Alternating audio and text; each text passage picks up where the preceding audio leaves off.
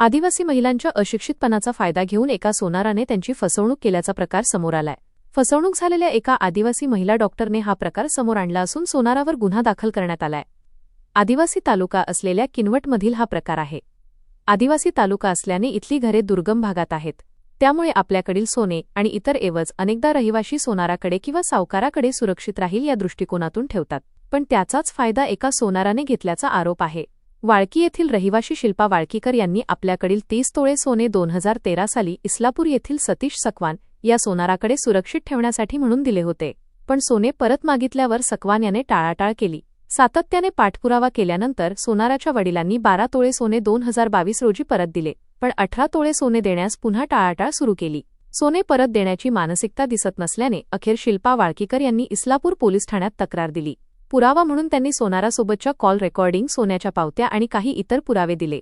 त्यानंतर पोलिसांनी सतीश सकवान विरोधात गुन्हा दाखल केला। शिल्पा वाळकीकर यांनी पुढे येऊन तक्रार दिल्यावर फसवणूक झालेल्या इतर 2 जणांनी पोलीस ठाण्यात तक्रार दिलीये। सकवान याचा एक भाऊ नगरसेवक तर एक भाऊ मंत्रालयात कारकून असून ते पोलीस आणि फिर्यादीवर दबाव आणत असल्याचा आरोप शिल्पा यांनी केलाय। या सोनाराने असंख्य आदिवासी महिलांची फसवणूक केली असून याची CID किंवा SIT गठीत करून चौकशी करावी अशी मागणीही शिल्पा वाळकीकर यांनी केली आहे।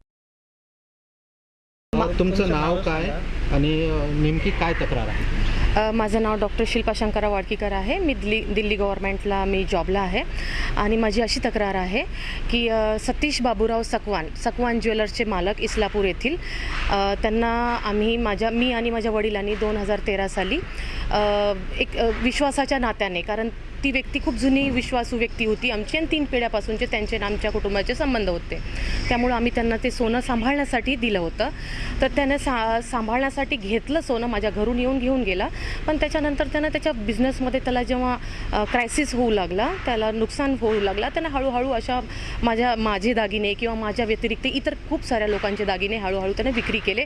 परस्पर विक्री करून तो त्याच्या बिझनेसमध्ये किंवा त्याच्या घर बांधकामामध्ये, प्लॉट खरेदीमध्ये त्यांनी हा पैसा गुंतवलेला आहे। आणि तुर्तास माझी FIR पोलीस स्टेशनला, इस्लापूर पोलीस स्टेशन येथे दाखल झालेली आहे। या व्यतिरिक्त अनेक तक्रारदार आहेत, कारण किनवट हा भाग आदिवासी भाग आहे, दुर्गम भाग आहे। इस्लापूर जी बाजारपेठ आहे त्याच्यावर आजूबाजूला 100 छोटे खेडे जे आहेत ते त्याच्यावर निर्भर आहेत।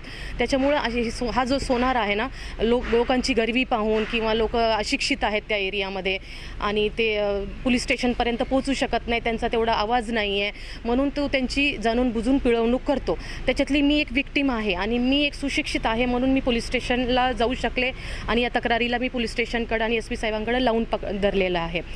याच्यामध्ये माझ्या IOच्या जे कमी कॉपरेशन होतं माझ्यासाठी, तक्रारदारासाठी किंवा इतर तक्रारदारासाठी, त्यामुळे SP साहेबांकडे मी बोलले असता त्यांनी माझा IO चेंज केलेला आहे आता। आणि मला वाटते की 2 तक्रारी पोलीस स्टेशनला तर पोहोचल्याच आहेत, आणखीन 3-4 लोक संपर्कात आहेत आणि ते चर्चा करतात आपसामध्ये पोलीस स्टेशनला तक्रार देण्याबद्दल, पण पोलिसांची जी भीती त्यांच्या मनामध्ये आहे आणि ते एकदम अशिक्षित आहेत, त्याच्यामुळे त्यांना पोलीस स्टेशनचीच भीती वाटते, म्हणून ते जात नाही आहेत। आणि कोणत्या आदिवासी महिला असतील, जवळपास असे शेकडो तरी असतील। आणि जशी मी आहे, माझ्या व्यतिरिक्त 5 तक्रारी आत्ता आपण इस्लापूर पोलीस स्टेशनच्या जवळपास रेडी आहेत, 2 तर पोहोचलेल्याच आहेत आणि बाकी एका तक्रारदाराला आमिष दाखवून त्यांनी पळवलेला आहे। आणि या सोनाराचा एक भाऊ जो आहे तो नगरसेवक आहे हिमायतनगरला, आशिष बाबूराव सकवान। दुसरा भाऊ आहे जगदीश बाबूराव सकवान, जो मुख्यमंत्री कार्यालयामध्ये डेप्युटेशनवर कारकून पोस्टवर तो काम करतोय।